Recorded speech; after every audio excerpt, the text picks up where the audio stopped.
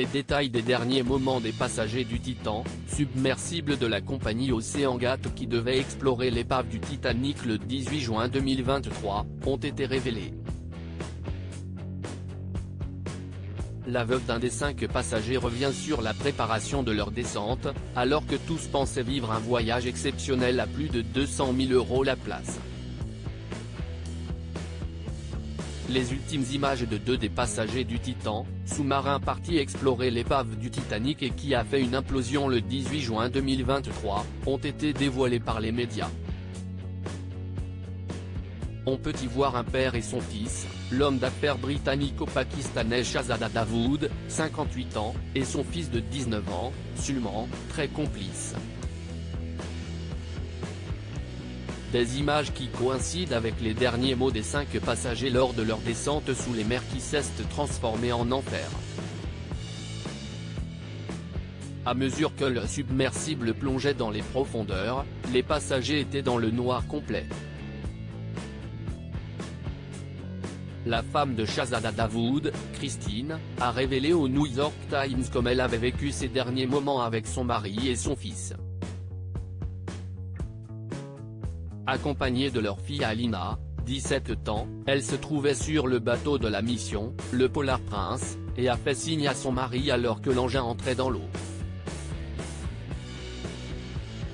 3 mois plus tôt, le patron d'OceanGate, Stockton Rush, et sa femme avaient rencontré la famille Dawood à Londres pour expliquer à quel point le voyage en sous-marin était sûr. Nous n'avions aucune idée des soucis de sécurité. Si est comme prendre l'avion sans savoir exactement comment l'engin fonctionne, a-t-elle confié à la revue américaine. Le Titan a commencé sa plongée à 8 h du matin le dimanche 18 juin. 1h45 plus tard, le contact a été perdu. L'US Navy a enregistré un bruit qui correspond à celui d'une implosion. 5 jours plus tard, des débris ont été retrouvés à 500 mètres du Titanic. À bord du sous-marin, outre l'entrepreneur et son garçon, se trouvait le Français Paul-Henri Narjolet, océanographe, l'aventurier milliardaire Ami Chardy et le boss de la compagnie citée précédemment, Stockton Rush. Durant son entretien au New York Times rapporté par le Daily Mail, la veuve de Shahzada Dawood a donné des détails sur la préparation des passagers. Il portait d'épaisses chaussettes et un bonnet car il fait très froid au fond de l'océan, une barre d'aliments à faible résidu, les voyageurs ne buvant pas ou ne mangeant pas avant le départ. Il n'y avait pas de toilette à bord, juste un récipient derrière un rideau. Ils pouvaient néanmoins écouter leur musique préférée sur leur téléphone, mais pas de musique country, qu'interdisait le patron du submersible. Les lumières étaient prévues pour se couper lors de la descente pour économiser de l'énergie, cela permettait aussi de mieux voir les créatures bioluminescentes des fonds marins. Christine Dawood a confié que son mari était très excité à l'idée de faire de voyage, comme un enfant, lui qui était passionné par le Titanic depuis qu'il avait visité l'exposition consacrée au navire en 2012 à Singapour.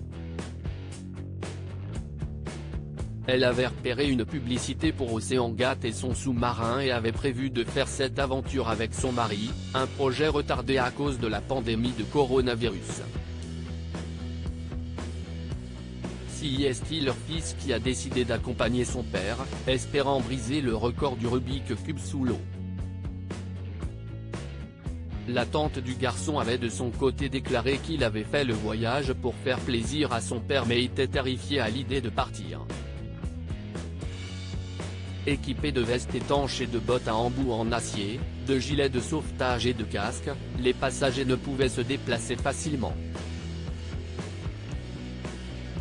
J'ai l'air gros et je suis déjà en sueur, avait alors dit Shahzada Dawood, qui a eu besoin d'aide pour descendre dans le sous-marin.